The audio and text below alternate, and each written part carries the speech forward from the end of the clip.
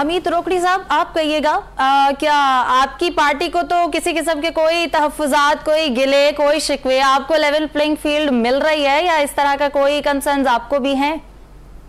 नहीं, हमें कोई कंसर्न नहीं है।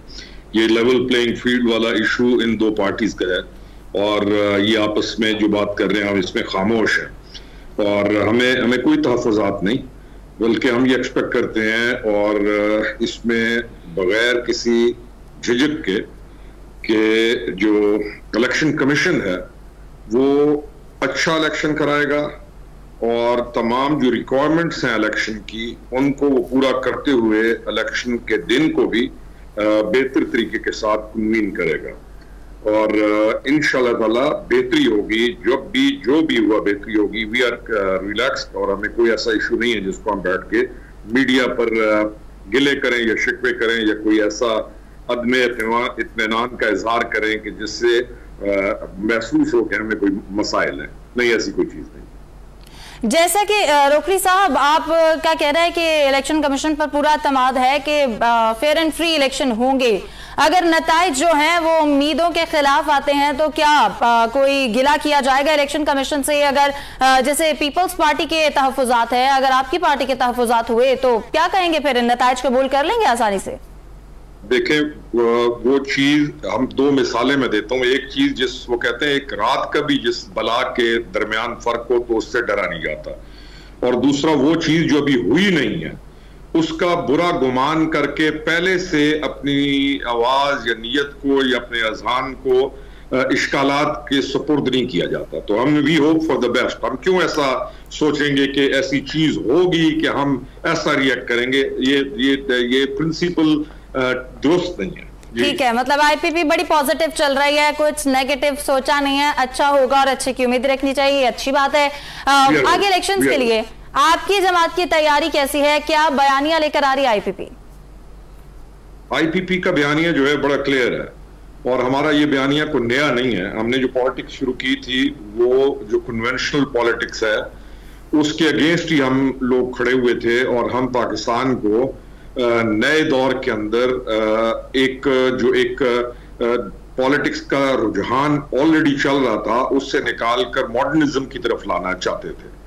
और हम पॉलिटिकल आइडियलिज्म का जो कॉन्सेप्ट है इसको ना मानते हुए कि हमारे मुल्क में खास तौर पर जो पॉलिटिकल आइडियलिज्म है ये ज्यादा मसाइल का पैदा कर देता है, हम पॉलिटिकल रियलिज्म की तरफ बढ़ते हुए आगे चलेंगे और यही हल है कि जो हमारे हालात हैं, जो वाकयात हैं, जो हमारे मुल्क की कंडीशन है, जो हमारी इकोनॉमी है और जिस चीज को सबसे ज्यादा बेहतरी की जरूरत है, प्राइवेटाइजेशन है, बहुत सारी ऐसी चीजें जो लाजिम है इस मुल्क के लिए जो पहले हो जाना चाहिए थी, हम आज भी उन्हीं पॉइंट्स पर हैं कि उनको लेकर आगे चलेंगे। हमारे जो ज़खायर हैं, मादनियात हैं, हमारी आईटी टेक्नोलॉजी और हमारा जो 24 करोड़ का मुल्क है और इसमें ज्यादातर नौजवान हैं, इनके फ्यूचर के लिए यहाँ पर ऐसे काम करना कि जिसके साथ जो है एक ठहराव हुआ है सोसाइटी के अंदर, जब हम देखते हैं ना कि सोसाइटी ओवरऑल जो है वो इस वक्त ठहराव का शिकार नहीं है, तो हमारा फोकस इन चीजों पे है। रोकड़ी साहब, ये तो वो बातें हैं कि जब आप इक्तदार में आएंगे तो तब आप इम्प्लीमेंट करेंगे और इस तरह से हालात को बेहतर किया जाएगा, लेकिन अभी की क्या सूरत हाल है? आपकी पार्टी में इतने लोग हैं, क्योंकि दावा किया था कि 100 बड़े लोग जमात में शामिल होंगे, लेकिन अभी तक ऐसा कुछ हमें बड़ा नाम जो शामिल होता है आईपीपी में नजर नहीं आया। तो क्या इतने उम्मीदवार हैं कि पंजाब के हर हल्के में आप उम्मीदवार खड़ा कर सकें, इलेक्शन लड़ सकें? देखिए, पाकिस्तान पीपल्स पार्टी बहुत बड़ी पार्टी है और पुरानी पार्टी है। हर हल्के में तो वो भी नहीं खड़ा कर सकते। उम्मीदवार खड़ा करना ये होता है कि वो उम्मीदवार सीरियसली जीत सके सीट को। पाकिस्तान मुस्लिम लीग बहुत सबसे पुरानी पार्टी है, वो सिंध में नहीं खड़ा कर सकती, इसी तरह बलूचिस्तान में नहीं खड़ा कर सकती। तो इन तमाम चीजों को आपने तमाम पार्टीज को देखना है। हम तो नए इस मैदान में आए, लेकिन जो हम उम्मीदवार खड़ा करेंगे वो हम इस पूरे तरीके के साथ और तमाम चीजों को केटर करते हुए कि वो उम्मीदवार कामयाबी की तरफ जाए और इंशाअल्लाह ताला हम उसको अचीव करेंगे। आपने कहा कि बड़े नाम शामिल लिए तो 60-70 तो और नाम शामिल हो गए हैं, 20-30 हम और शामिल कर लेंगे, आप फिक्र ना करें। चले, उम्मीदवारों की तादाद पे बात नहीं करते जैसा आपने कहा ओवरऑल, लेकिन पंजाब की अगर बात करें तो पंजाब में हुकूमत बनाने की पोजीशन में है? पंजाब की जो हुकूमत है या चाहे सेंटर की जो हुकूमत है, जो मौजूदा सूरत हाल है, इसमें कोई भी पार्टी ऐसी नजर नहीं आ रही जो कि अपने आप पे गवर्नमेंट बना सकेगी।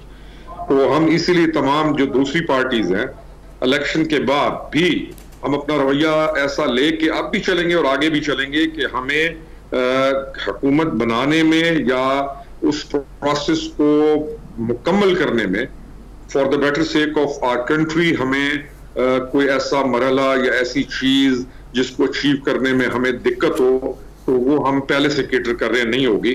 तो मुझे वैसे भी ना, अगर मैं अपनी जाती राय दूं तो जो हालात है इलेक्शन में कोई भी पार्टी ऐसी नजर नहीं आती जो कि क्लियर मेजोरिटी के साथ। बिल्कुल, और यही देखेंगे। रोकड़ी साहब, आप कहिएगा, क्या आपका बयानिया है एहतसाब किया जाएगा या सब तक मिट्टी पाओ, सबके साथ गठजोड़ करके जो जमातें हैं, जो इत्तेहाद करना चाहती हैं, करके हुकूमत बनाई जाएगी? एहतसाब के अमल पर यकीन रखते हैं और एहतसाब होगा? देखिए, हमारा जो इस वक्त इशू है ना, हम जो मर्जी सारे बातें करते रहे, हमारा इशू इस वक्त महंगाई है और हमारा इशू मुईशत है और पब्लिक ऑफ पाकिस्तान जो है वो आजिज आ चुकी है। और अगर हम उनको कहें ना कि वो बड़े एक सेन तरीके के साथ मामलात को समझने की पोजीशन में है तो वो बात नहीं है। हाँ, एक चीज जरूर है कि हमारी अवाम अकाउंटेबिलिटी, पब्लिक जो है वो अकाउंटेबिलिटी चाहती है। हमारी अवाम ये चाहती है कि इदारे मुस्तहकम हो। हमारी अवाम का इशू है महंगाई। और जो आपने सवाल किया कि एहतसाब, तो हम इस चीज को एंडोर्स करते हैं कि बिला इम्तियाज और एक कड़ा एहतसाब होना चाहिए। हर जो वॉक ऑफ लाइफ है और हर जो डायरेक्शन है उसको देखते हुए एहतसाब के अमल को नहीं रुकना चाहिए और हमें अपने आप को एहतसाब के लिए पेश करना चाहिए और इस अमल को और स्ट्रॉन्ग करना चाहिए ताकि जो इकदामात इस वक्त उठाए जा रहे हैं, चाहे स्मगलिंग है, चाहे नारकोटिक्स के खिलाफ है, चाहे लॉ एंड ऑर्डर है, चाहे आपके होल्डर्स के खिलाफ है, जो चीजें, चाहे प्राइवेटाइजेशन होनी है, जो इकदामात उठाए जा रहे हैं, जो भी पार्टी आगे इलेक्शन जीत के आए वो एक तो साफ शफाफ इलेक्शन, साफ शफाफ चेहरों के साथ आए और जब वो गवर्नमेंट के अंदर आए तो उसको आकर नए सिरे से दोबारा मसाइल का ना हिस्सा बने और ना ऐसी पोजीशन में आए कि जिनको हल ही ना कर सके। तो पब्लिक का इशू महंगाई है। पब्लिक हमारे बाकी बयानियां या किसी किस्म की और डॉक्ट्राइन को मानने को तैयार नहीं है।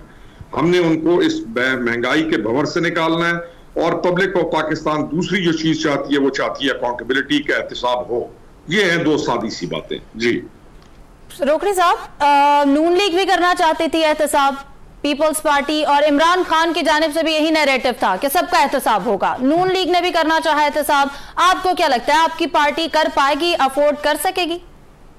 जी, मैं अफोर्ड क्यों ना कर सके। होता ही है कि जब गवर्नमेंट आती है ना तो हम और लोगों को अब ये चीजें क्लियर हो गई, हम इदारों को कमजोर कर देते हैं और पार्टीज जो हैं वो इदारों को एक दूसरे के खिलाफ इस्तेमाल कर बैठती हैं और अपने आप को लिवरेज भी देने के लिए और अपने लिए आसानियां पैदा करने के लिए चीजें करती हैं। और यहां तक एक स्टेज आई कि उन्होंने कहा जी कि नैब को खत्म कर दो। भाई क्यों खत्म कर दो?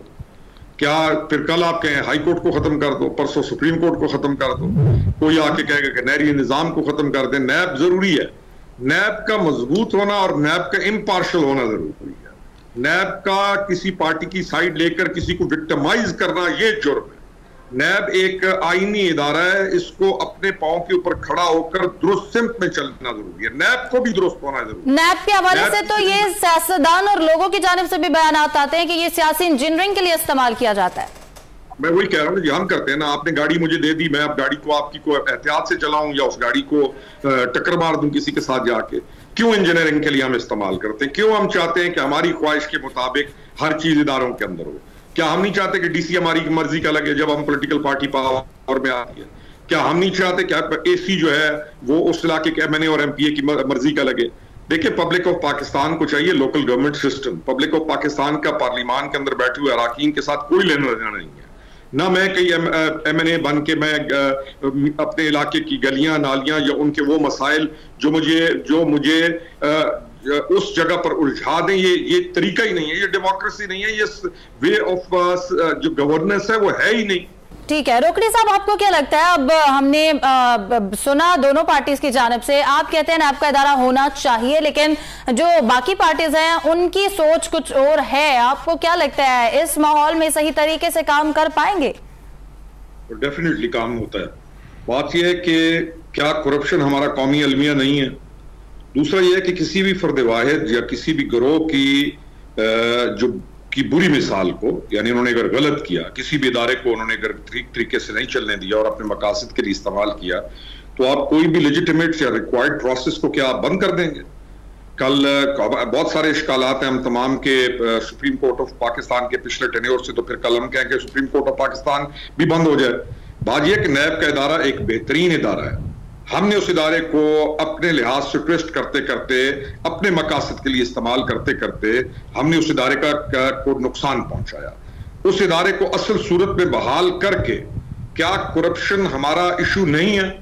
क्या हमारा सबसे बड़ा अलमिया पाकिस्तान का करप्शन नहीं है?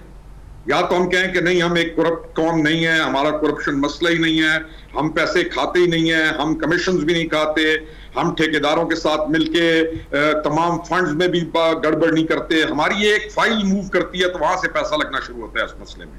एक जो बंदा जाता है पटवारी के पास, तो रजिस्ट्री मुहर्रर तक, वो जब तक अपने जायज इंतकाल के लिए भी पैसे ना दे उसका काम नहीं होता। हमारा मसला ही करप्शन है, हमारा मसला ही करैक्टर है इस वक्त। अच्छा, जो हमारा सबसे बड़ा मसला है